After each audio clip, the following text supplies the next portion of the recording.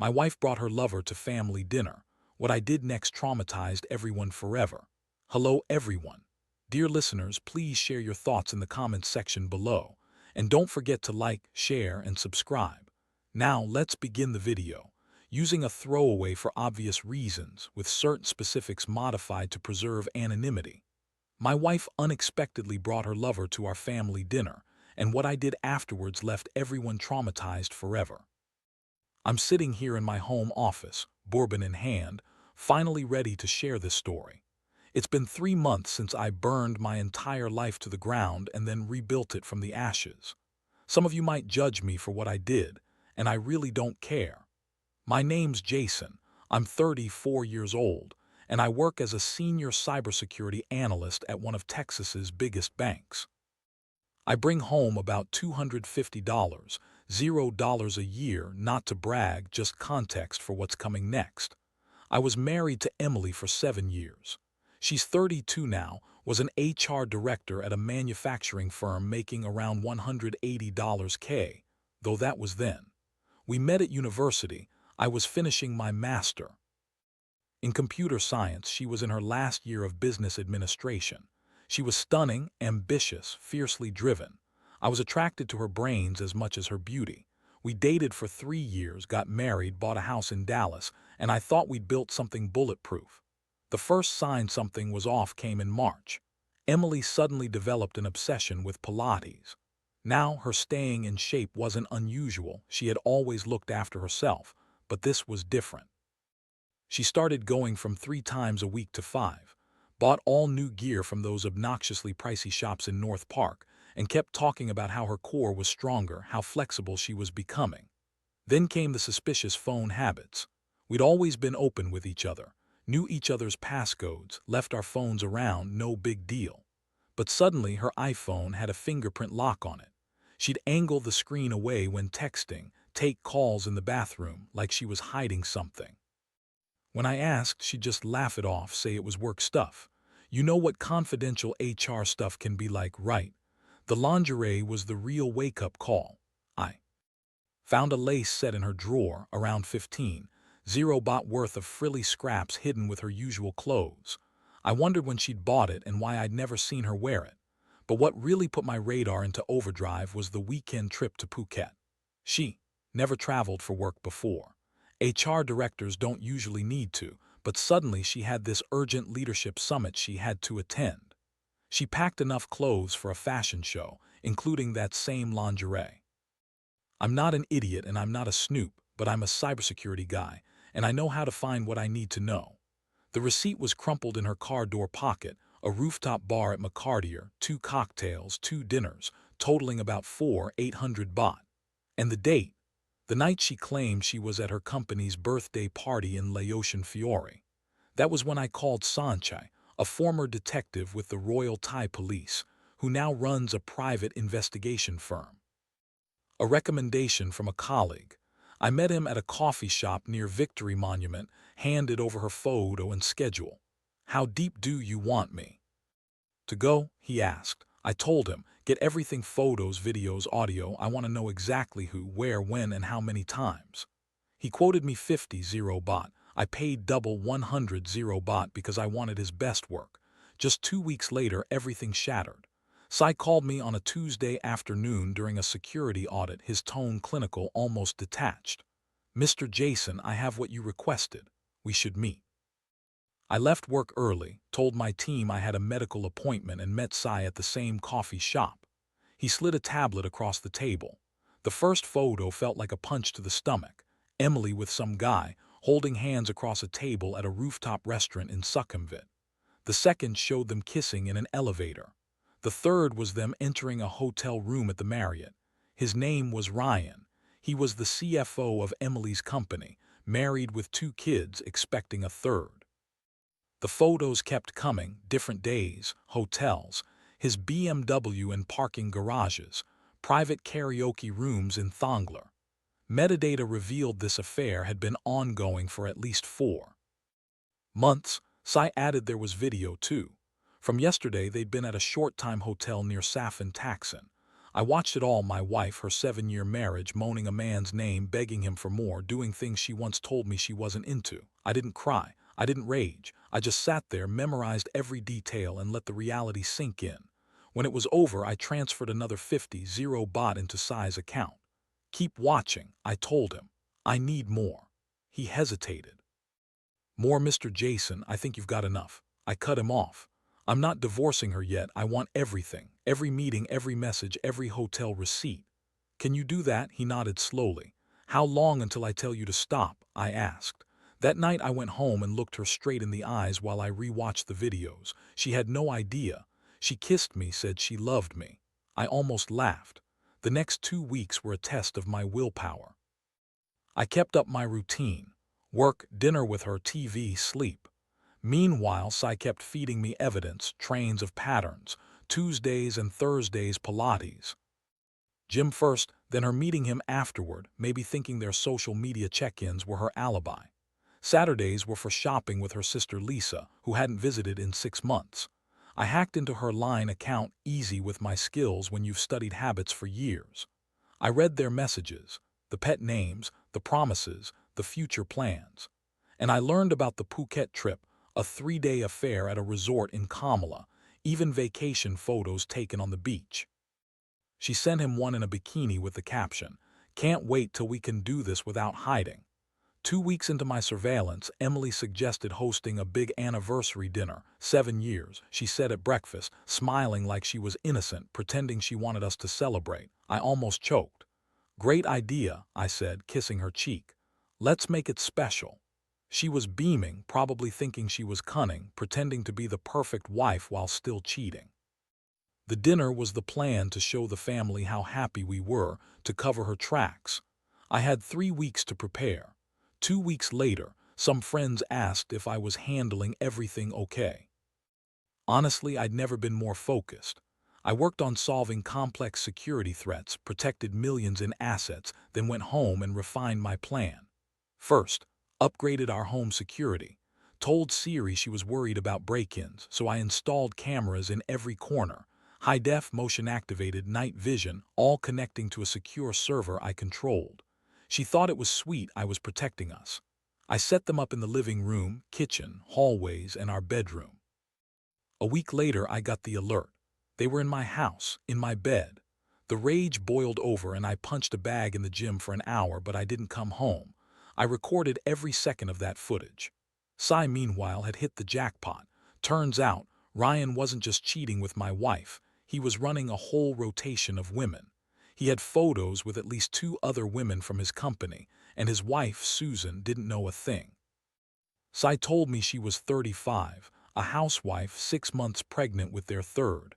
I made a decision. She deserved to know, but not yet, not until I was ready. Her planning for the anniversary. Dinner consumed Emily. She threw herself into it, catered from an upscale restaurant, flowers, a photographer, a new dress from Central Embassy for 20 baht.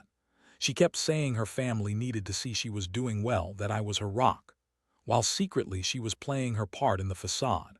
I played along, helped with the guest list, even suggested inviting her coworkers, the ones she pretended weren't a big part of her life. Her face flickered with panic before she masked it. "Oh, I don't want to mix work and family," she said.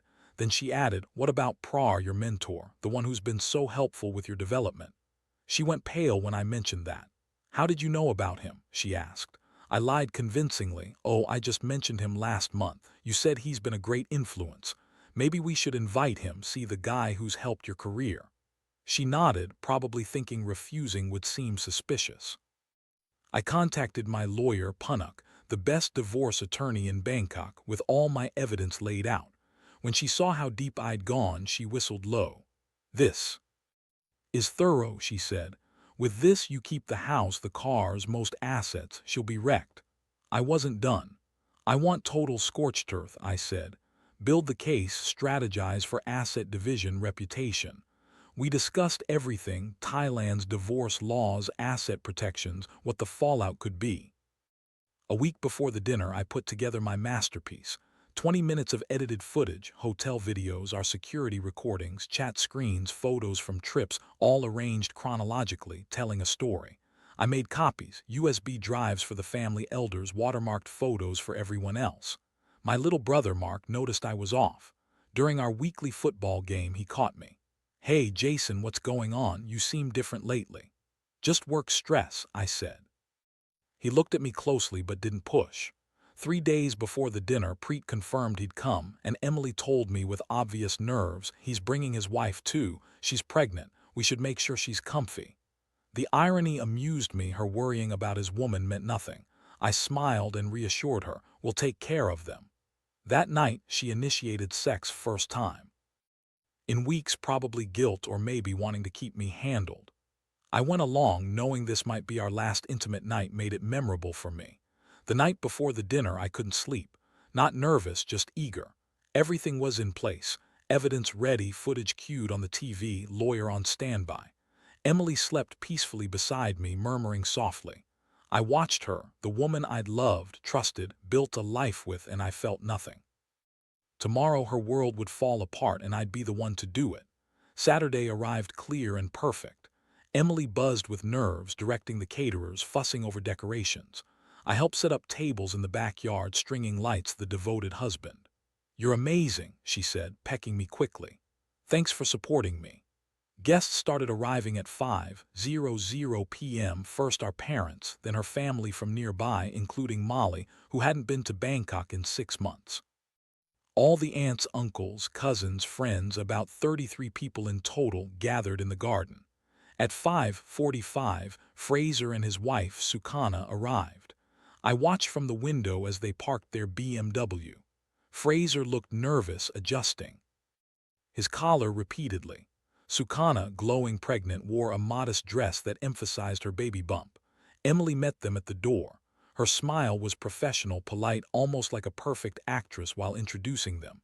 Fraser from work and his wife, Kun Sukana. I shook Fraser's hand, staring him straight in the eyes. His sweaty palm greeted mine. "Nice to finally meet you," I said. "She told me he was a great mentor." He mumbled some polite introduction. She smiled softly but was completely clueless she was sitting right in the middle of a trap. Dinner started at 6:30, a traditional Thai feast, kai jiao, pad kayao, and all the good stuff. I specifically asked for Emily's favorites. I sat at the head of the table, Emily on my right. Fraser and Sukana were placed to have a good view of the TV. My parents sat on my left, her family across from us. Everyone was eating, laughing, sharing stories. Her dad raised his glass to many more years. Everyone toasted. I raised my glass of whiskey to honesty and truth. Emily squeezed my hand, trying to act normal. I kept the conversation flowing. Work stories, family gossip, future plans. I was the perfect host, filling glasses, keeping everyone comfortable. Sukana complimented our home. I told her about the new security system, high-def cameras, night vision, all recorded and stored only for me. "Gotta stay careful these days," I said. Emily's mirth was faintly strained when I said that. By 8:00 p.m. dinner wrapped up. Time for speeches. Both families traditionally share words, blessings, and wishes. Stood, raising my glass for a toast. "Everyone," I said softly, "7 years ago I married the woman I believed I'd spend my life with. Emily was everything I wanted. Beautiful, smart, ambitious. I thought we were creating a special life." Emily looked at me, tears forming. If only she knew what was coming. "In marriage, we promise many things: love, honor, fidelity. We trust our partner with our hearts, our futures. That trust is sacred. Once broken, it's nearly impossible to mend." The room grew quiet. I saw her falter slightly. Prar shifted nervously. "So tonight I want to share something important, a story of trust, betrayal, and consequences. Consider this my anniversary gift." I pulled out my phone and activated the TV. It flickered to life behind me. "What are you doing?" Emily whispered. I didn't answer, just pressed play. The first footage showed their chat, Prar telling her what he wanted to do to her, her eager responses. Gasps filled the room. Then images, them holding hands at restaurants, kissing, entering hotels. "Stop it," Emily yelled, trying to reach for my phone, but I stepped back. The videos played. Hotel security footage of them entering a room, timestamp and all, a Tuesday afternoon when she said she was in Pilates. Then the audio, her moaning another man's name, calling him daddy from our own bedroom. The sight of her on our bed, the wedding portrait on the nightstand where she'd been writing him love letters, it froze everyone. His mother shrieked, her father's face purple with rage. Sukana made a muffled sound, clutching her mouth. "You filmed us," Fraser demanded, stepping toward me. I just laughed. "Yeah, I did. That's your problem," I said coolly. The video kept playing, her calling him daddy, begging for more, skin sounds echoing. Then I played the damning evidence envelope I'd prepared. Handed one to her father with photos, chat transcripts, hotel receipts, credit card records. Then to Sukana I handed a separate envelope, not just Emily's affair but Ryan's entire rotation of women, hotel records going back 2 years. They all stared in horror. Fraser lunged, but Neuron pushed him back.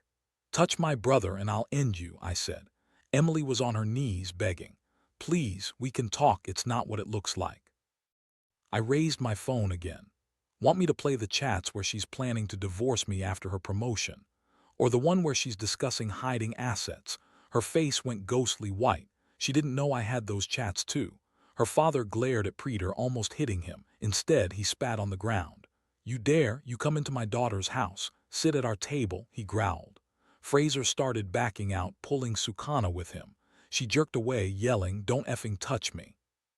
She slapped him hard, the sound echoing through the garden. My mother, silent until then, approached and looked down at Emily on her knees. Disgusted, she said softly, "I treated you like my own daughter. Get out of my son's house." They began to leave, Peter rushing to his car, Sukana refusing to go, her brother offering to drive her home. Within 20 minutes only my immediate family was left. The caterers had vanished, probably the chaos knocked out everyone, and I just sat in the empty garden pouring another whiskey. My dad approached me quietly. "How long have you known?" he asked. 6 weeks, I replied. "And you waited." I needed them to understand. Everyone needed to see she was about to lose everything, just as she'd planned to make me lose everything. My dad nodded slowly. "So what now?" he asked. "Now I take everything else," I said. And that's exactly what I did 1 week later. The fallout was swift and brutal. Emily tried to come home that night but found her keys had been changed. I'd already locked her out while she was still crying in the garden. She called 47 times, left voicemails that ranged from guilt to desperation, but I ignored them all. My lawyer, Punnock, filed for divorce Monday morning. The evidence package I handed in was devastating. In Thailand, adultery is grounds for fault-based divorce. With what I had, she wouldn't get a single baht in settlement. But I wasn't done.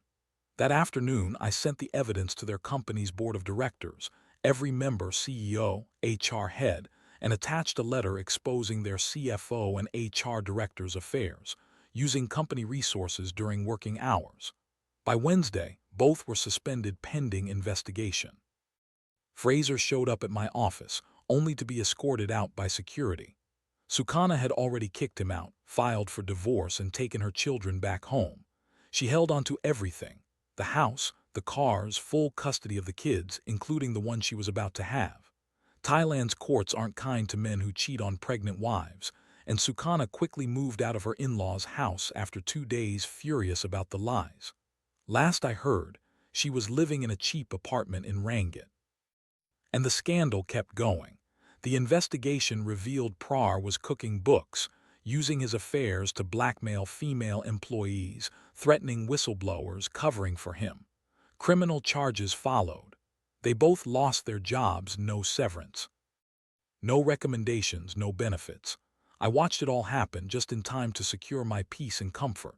I went back to work, came home to an empty house, slept like a king. The divorce would be finalized in 2 months.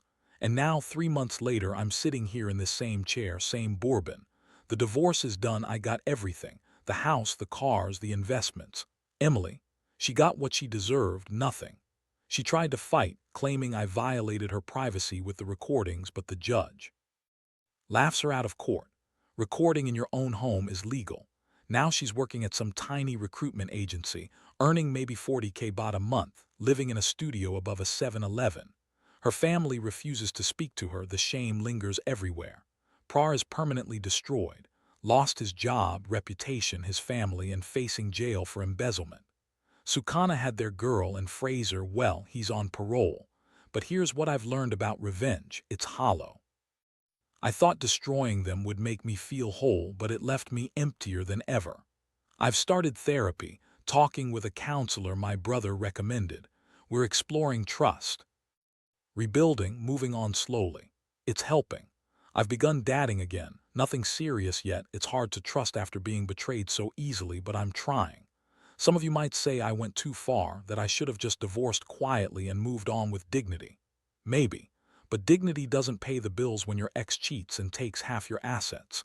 Dignity doesn't stop her from laughing at you while she's in your bed. I'm not proud of everything I did, but I'm not ashamed either. They made their choices, I made mine, and now they face the consequences. I live with mine. The house is quiet now. Sometimes I think about selling it, too many memories.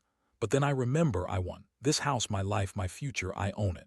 She stole 7 years, I took everything she had, fair trade. To those asking, yes, I still stay in touch with Sukana. We're not friends exactly, but we check in. She's doing well, all things considered, strong woman. The baby's healthy and beautiful. Fraser. He's seen her once, supervised court visit, that's all. And before anyone asks, no, nothing happened. Between us, she's been through enough, and some lines you just don't cross, even in revenge. And to the person calling me a pathetic beta pretending to be an alpha, my bank account, house, and empty ring finger say otherwise. Thanks for the laugh. This is my final update. I've told my story, heard your opinions. It's time for me to move forward. To those who shared their own stories of betrayal and survival, stay strong. And to anyone thinking of cheating, your partner isn't as dumb as you think. The truth always comes out, and when it does, you could lose everything. Thanks for sticking with me until the end. If you like these stories, please remember to like, share, and subscribe.